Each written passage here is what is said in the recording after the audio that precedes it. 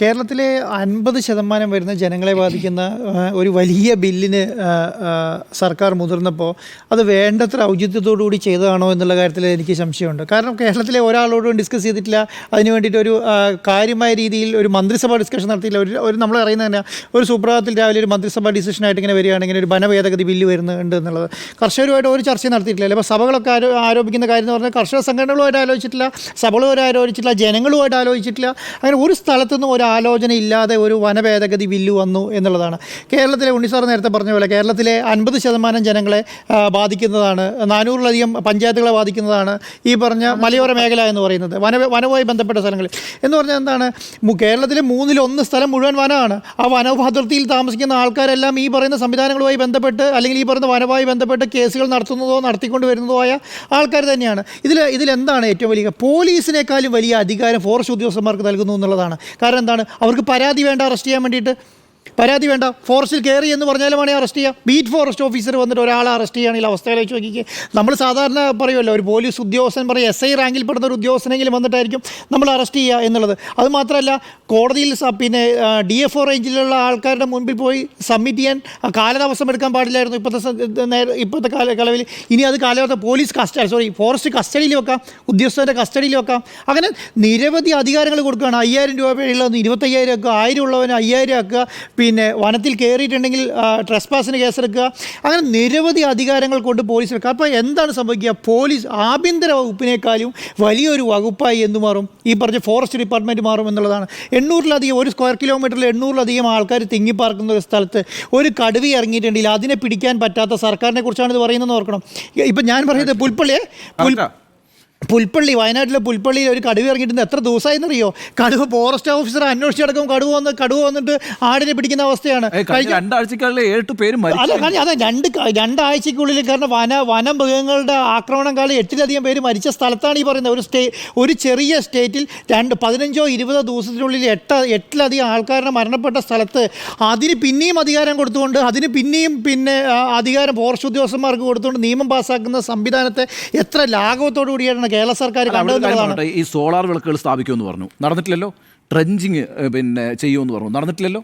Electric fencing നടത്തുമെന്ന് പറഞ്ഞു, നടന്നിട്ടില്ലല്ലോ. ചില അടിയന്തരമായി ചെയ്യേണ്ട കാര്യം എന്താ, മനുഷ്യർക്ക് അനുകൂലമായിട്ട് മനുഷ്യർക്ക് വേണ്ടി ചെയ്യുന്നൊരു കാര്യമായിരിക്കും സർക്കാർ പ്രവർത്തിക്കുമെന്ന് പറയുമ്പോൾ ആ സർക്കാർ അടിയന്തരമായി ചെയ്യേണ്ടത് വന്യജീവി ആക്രമണവുമായി ബന്ധപ്പെട്ട കാര്യങ്ങളിൽ ജനങ്ങളെ സംരക്ഷിക്കാൻ എന്തൊക്കെ കാര്യങ്ങൾ ചെയ്യാമെന്നുള്ളതാണല്ലോ. അവിടെ ഈ പറയുന്ന കിടങ്ങുകൾ ഉണ്ടാക്കുന്നില്ല, ഇലക്ട്രിക് ഫെൻസിങ് ഇല്ല. നമ്മൾ ഈ കഴിഞ്ഞ ദിവസം റിപ്പോർട്ട് ചെയ്ത വാർത്തയുടെ ഒരു പ്രത്യേകത എന്തായിരുന്നു, ഈ വനത്തിലേക്ക് പോകുന്ന വഴിയിലൊരു പോസ്റ്റില്ല, ഇലക്ട്രിക് പോസ്റ്റില്ല, വിളക്കില്ല. അതിൻ്റെ ഭാഗമായിട്ട് 6 ചവിട്ടി ഒരാൾ മരിച്ചു.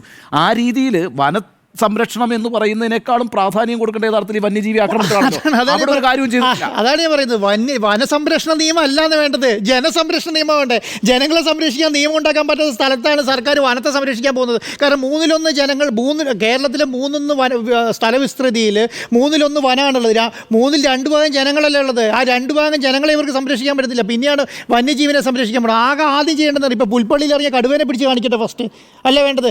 നാട്ടിലിറങ്ങിയ ആനയെ ചവിട്ടിക്കൊല്ലാം, ആളെ ചവിട്ടിക്കൊള്ളുന്ന ആനയിലല്ലേ പിടിച്ച് ആദ്യം മാറ്റുന്നത്. അത് ഇങ്ങോട്ട് ജനവാസ കേന്ദ്രത്തിലേക്ക് ഇറങ്ങാതിരിക്കാനുള്ള നടപടിയല്ലേ ഈ സർക്കാർ സ്വീകരിക്കേണ്ടത്. ഇതെന്തെങ്കിലും സർക്കാർ സ്വീകരിക്കുന്നുണ്ടോ? അത് മാത്രമാണോ?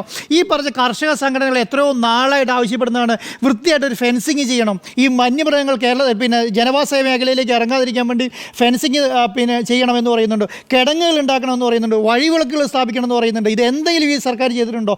എത്രയാണ് നമ്മുടെ ബഡ്ജറ്റിൽ വന്യജീവി ആക്രമണത്തിന് വേണ്ടിയിട്ട് നടന്നാൽ അതിന് വേണ്ടിയിട്ട്, അതിനെ തടയാൻ വേണ്ടി എത്ര രൂപ ബഡ്ജറ്റിൽ മാറ്റി വെച്ചേക്കുന്നത്? അതിനെതിരെ ഒരു പ്രത്യേക പാക്കേജ് ഇന്ന് വരെ കേരളത്തിലേക്ക് ഉണ്ടാക്കിയിട്ടുണ്ടോ?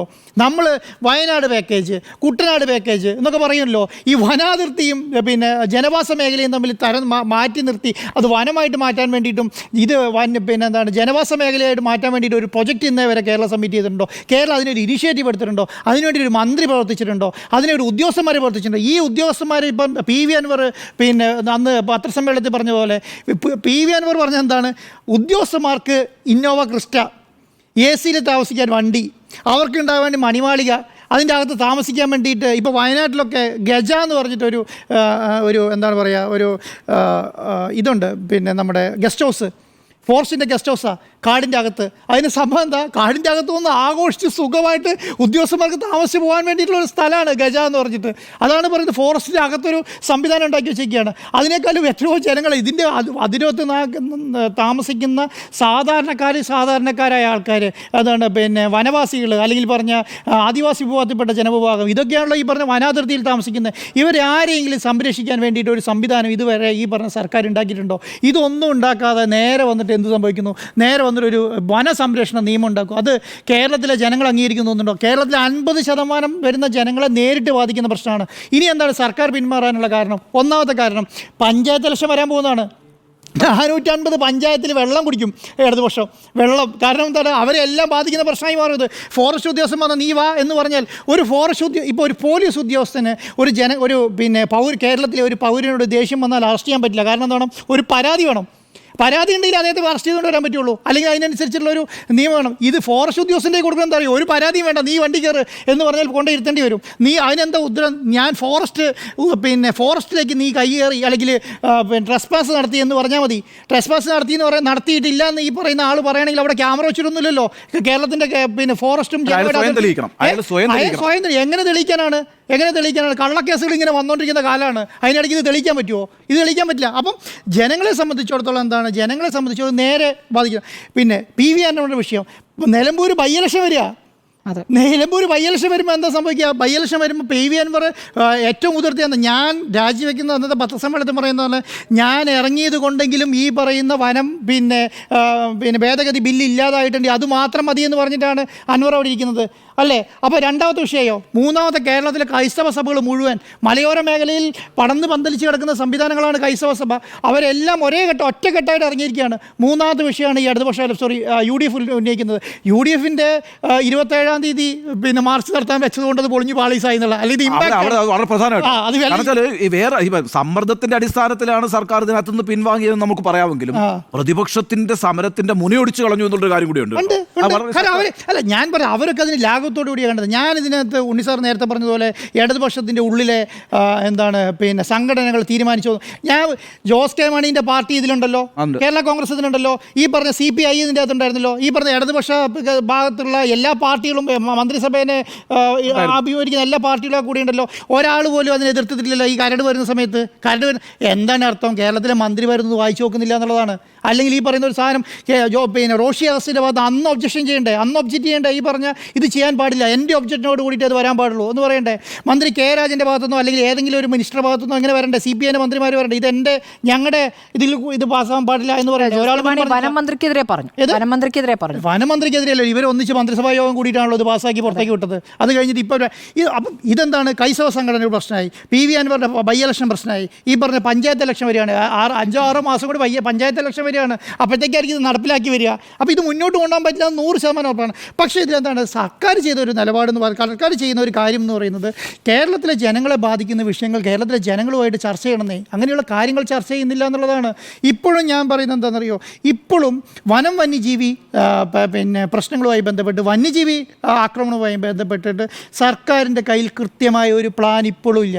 അതിന് വേണ്ടിയിട്ട് ഒരു നോഡൽ ഓഫീസർ അപ്പോയിൻറ്റ് ചെയ്തിട്ടില്ല, അതിനുവേണ്ടി ഒരു ഉദ്യോഗസ്ഥന്മാരെ അപ്പോയിൻറ്റ് ചെയ്തിട്ടില്ല, അതുമായി ബന്ധപ്പെട്ട് ഒരു പ്ലാൻ ഉണ്ടാക്കിയിട്ടില്ല, അതിനൊരു പ്രൊജക്റ്റ് ഉണ്ടാക്കിയിട്ടില്ല, ഇതുമായി ബന്ധപ്പെട്ട് ഇത്ര പൈസ നീക്കിയിരുന്നു എന്ന് പറയുന്നില്ല. ആൾക്കാരെ വന്ന് പുലി പിടിക്കുമ്പോഴും ആന ചവിട്ടി കൊല്ലുമ്പോഴും വന്ന് 10 ലക്ഷം പിടിച്ചോ എന്ന് പറഞ്ഞിട്ട് ജനത്തിൻ്റെ വിലയ്ക്ക് 10 ലക്ഷം ഇടുന്ന ഒരു സംവിധാനമായിട്ട് കേരള സർക്കാർ മാറുക എന്ന് പറയുന്നത് വളരെ ഉത്തരവാദിത്തമില്ലാത്തൊരു ഗവൺമെൻറ് ചെയ്യുന്ന ഒരു കാര്യമാണ്. പിന്നെ ഞാനൊരു കാര്യം പറയാം, ഇടുക്കി ജില്ല, വയനാട് ജില്ല, പത്തനംതിട്ട ജില്ലയിലെ മലയോര മേഖലകൾ, കണ്ണൂർ ജില്ലേൻ്റെ മലയോര മേഖലകൾ, ഇവരൊക്കെ ജീവിക്കുന്നത് ഈ കാർഷിക വൃത്തി കൊണ്ടാണ്. ഒരാൾ പോലും കൃഷിയില്ലാതെ ജീവിക്കുന്നവരില്ല. കേരളത്തിലെ 35% വരുന്ന ജനങ്ങൾ ജീവിക്കുന്നത് കൃഷി ചെയ്തിട്ടാണ്. ഇവരുടെ കാർഷിക വിളകൾ മുഴുവൻ തിന്ന് നശിപ്പിച്ച് നാവാവിശേഷമാക്കുകയാണ് ഓരോ വർഷവും. ആന ഇറങ്ങിയിട്ടും പന്നി ഇറങ്ങിയിട്ടും കുരങ്ങിറങ്ങിയിട്ടും. ഞാനൊരു കാര്യം കണ്ടു, അടുത്ത ദിവസം ഒരു 10-25 പന്നികളെ വെടിവെച്ച് കൊന്നിട്ട് അടുക്കിയിട്ടിട്ട് ഫോട്ടോ എടുത്ത് ഫോറസ്റ്റുകാർ പത്രത്തിൽ കൊടുത്തേക്കാണ്. എന്തിനാണ് അത് ഇവർക്കൊരു ആഘോഷമാണ്.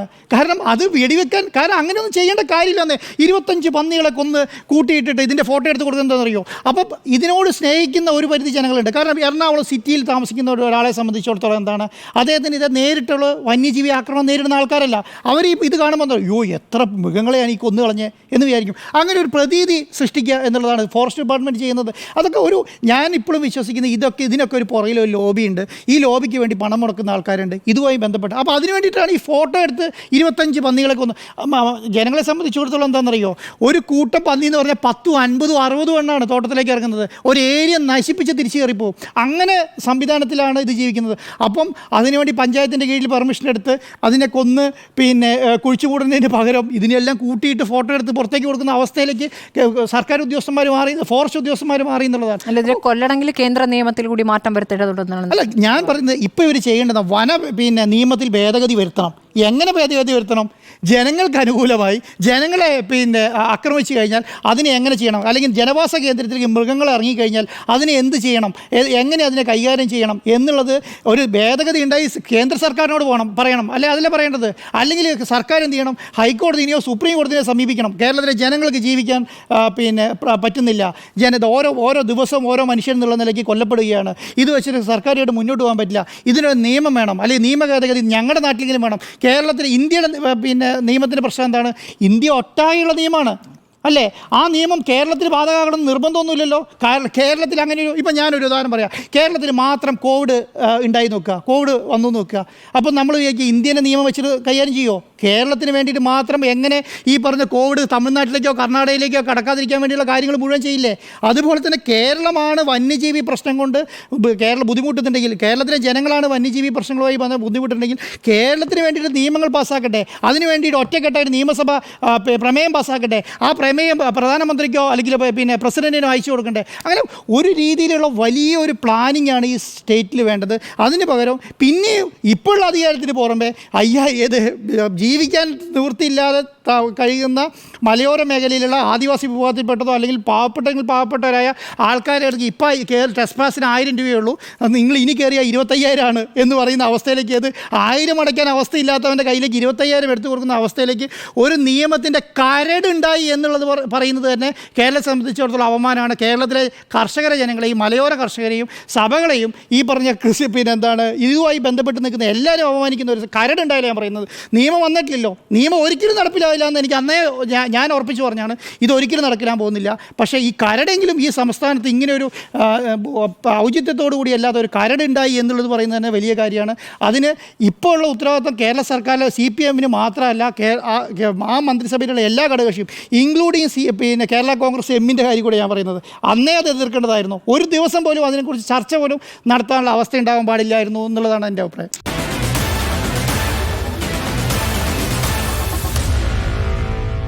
Meet the editors.